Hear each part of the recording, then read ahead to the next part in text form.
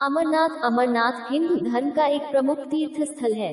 ये भारत के जम्मू और कश्मीर प्रदेश की राजधानी श्रीनगर के उत्तर पूर्व में 135 किलोमीटर दूर समुद्र तल से 13,600 फुट की ऊंचाई पर स्थित है। इस गुफा की लंबाई भीतर की ओर गहराई 19 मीटर और चौड़ाई 16 मीटर है। गुफा 11 मीटर ऊंची है। एक अमरनाथ गुफा भगवान शिव के प्रमुख धार्मिक स्थलों में से एक है। अमरनाथ को तीर्थों का तीर्थ कहा जाता है क्योंकि यहीं पर भगवान शिव ने मां पार्वती को अमृतत्व का रहस्य बताया था।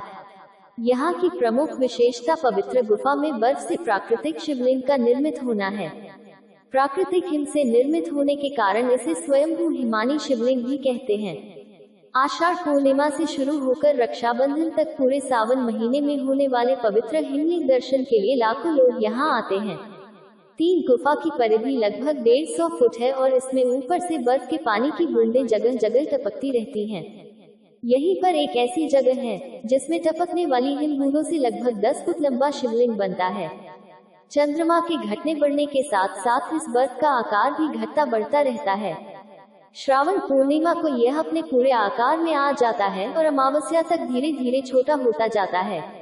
आश्चर्य की बात यही है कि यह शिवलिंग ठोस बर्फ का बना होता है, जबकि गुफा में आमतौर पर कच्ची बर्फ ही होती है जो हाथ में लेते ही भुरा जाए।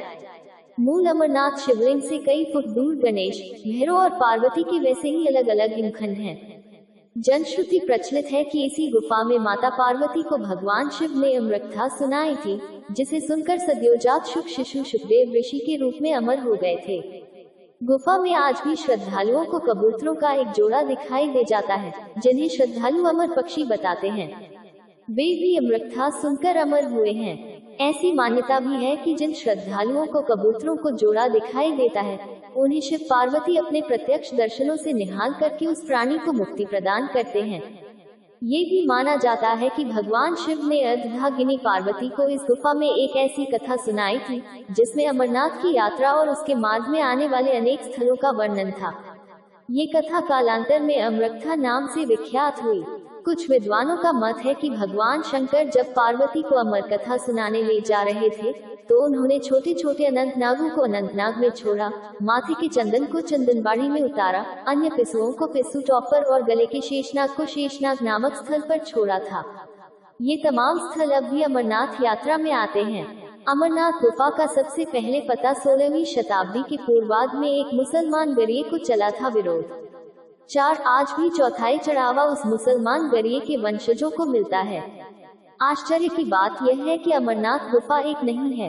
अमरावती नदी के पथ पर आगे बढ़ते समय और भी कई छोटी बड़ी गुफाएं दिखती हैं। वे सभी बर्फ से ढकी हैं। सेक्युलरिज्म के झंडदारों ने गलत इतिहास की व्याख्या शुरू कर दी है कि इस गुफा को 1850 में एक मुस्लिम बूटा मलिक ने खोजा था। पिछले साल तो पत्रकारिता का गोयनका अवार्ड घोषित करने वाले इंडियन एक्सप्रेस ने एक लेख लिखकर इस झूठ को जोर शोर से प्रचारित किया था, जबकि इतिहास में दर्ज है कि जब इस्लाम इस धरती पर मौजूद भी नहीं था, यानी इस्लाम पैगंबर मोहम्मद पर कुरान उतरना तो छोड़े, उनका जन्म भी नहीं हुआ था, तब से अमरनाथ की गुफा में सनातन संस्कृति के अनुयायी बाबा बर्फानी की पूजा अर्चना कर रहे हैं। कश्मीर के इतिहास पर कलहन की राजतरंगिणी और नीलमत पुराण से सबसे अधिक प्रकाश पड़ता है। श्रीनगर से 141 किलोमीटर दूर 3,888 मीटर की ऊंचाई पर स्थित अमरनाथ गुफा को तो भारतीय पुरातत्व विभाग ही 5,000 वर्ष प्राचीन मानता है। यानी महाभारत काल से इस गुफा की मौजूदगी खुद भारतीय एजेंसियों मानती हैं।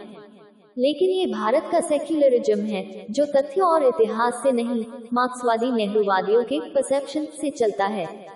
वही परसेप्शन इस बार भी बनाने का प्रयास आरंभ हो चुका है।